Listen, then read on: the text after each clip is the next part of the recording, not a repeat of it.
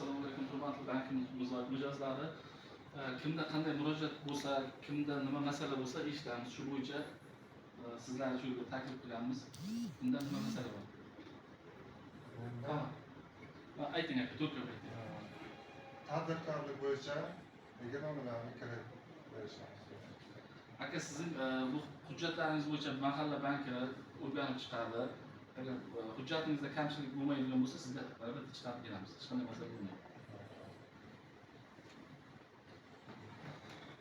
Mahalla loyihasi yo'nalishi bo'yicha chorvachilikka erkinlik kreditlamoqchi. Bu sizning bu qanoningiz bo'yicha bizning bilan mahalla bankirlariga murojaat qilasiz. Biriktirilgan mahalla bankiri sizni hujjatlaringizni o'rganib chiqib, hech qanday masalasiz sizga ham shu mahalla loyihasidan kelib chiqarib beramiz. Hech qanday masala bo'lmaydi. Biznes rivojlantirish uchun 15 million kreditlamoqchi. Bu xuddi shunday siznikini ham shu bizga har bir hududlarga, har bir mahallaga, bizga biriktirilgan mahallalarga mahalla bankir biriktirilgan.